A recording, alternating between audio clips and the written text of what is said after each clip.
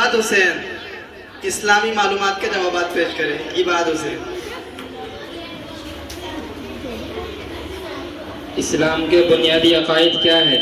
اسلام کے بنیادی عقائد توحید، رسالت اور آخرت ہے۔ توحید کا کیا مطلب ہے؟ توحید کا مطلب اللہ تعالیٰ کو ایک ماننا ہے۔ رسالت کا کیا مطلب ہے؟ رسالت کا مطلب محمد صلی اللہ علیہ وسلم کو اللہ کا رسول ماننا ہے۔ آخرت کس کو کہتے ہیں؟ مرنے کے بعد جو زندگی شروع ہوتی ہے اسے آخرت کہتے ہیں۔ بنی اسرائیل کے سب سے آخری نبی کا نام کیا ہے؟ بنی اسرائیل کے سب سے آخری نبی کا نام حضرت عیسیٰ علیہ السلام ہے۔ کس نبی نے ماں کی گود میں بات کی؟ حضرت عیسیٰ علیہ السلام نے ماں کی گود میں بات کی۔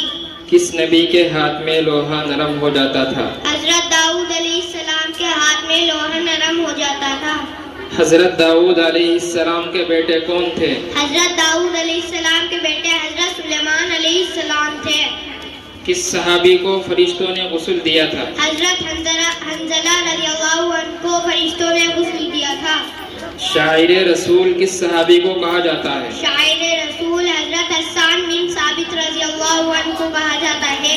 حضور صلی اللہ علیہ وسلم نے کس صحابی کو امت کا امین کہا ہے؟ حضور صلی اللہ علیہ وسلم نے حضرت ابو عبیدہ بن جراح رضی اللہ عنہ کو امت کا امین کہا ہے۔ حضرت عائشہ رضی اللہ عنہا کن کی بیٹی تھی؟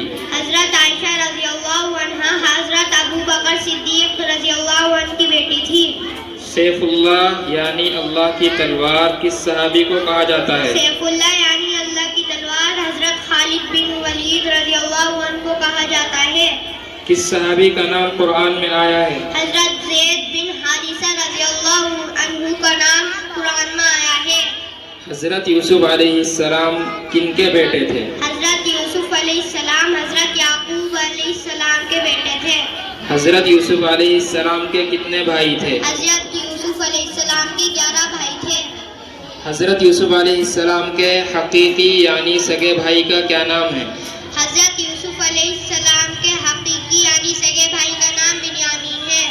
حضرت یوسف علیہ السلام نے خواب میں کیا دیکھا؟ حضرت یوسف علیہ السلام نے چاند، سورج اور 11 ستاروں کو خواب میں دیکھا۔ حضرت یوسف علیہ السلام کس ملک کے حاکم تھے؟ حضرت یوسف علیہ السلام ملک مصر کے حاکم تھے۔ جس اونٹنی پر ہمارے نبی صلی اللہ علیہ وسلم نے ہجرت فرمائی اس کا نام کیا تھا؟ جس اونٹنی پر ہمارے نبی صلی اللہ علیہ وسلم نے ہجرت فرمائی اس کا نام قصوہ تھا۔ اللہ اور رسول کا شعر کس صحابی کو کہا گیا ہے؟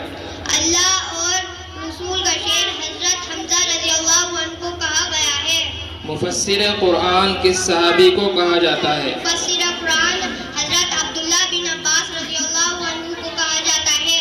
مدینہ منورہ کے مشہور قبرستان کا نام کیا ہے؟ مدینہ منورہ کے مشہور قبرستان کا نام جنت البقیع ہے۔ جنت البقیع میں سب سے پہلے کس صحابی کو دفن کیا گیا؟ جنت البقیع میں سب سے پہلے حضرت عثمان بن مظعون رضی اللہ عنہ کو دفن کیا گیا۔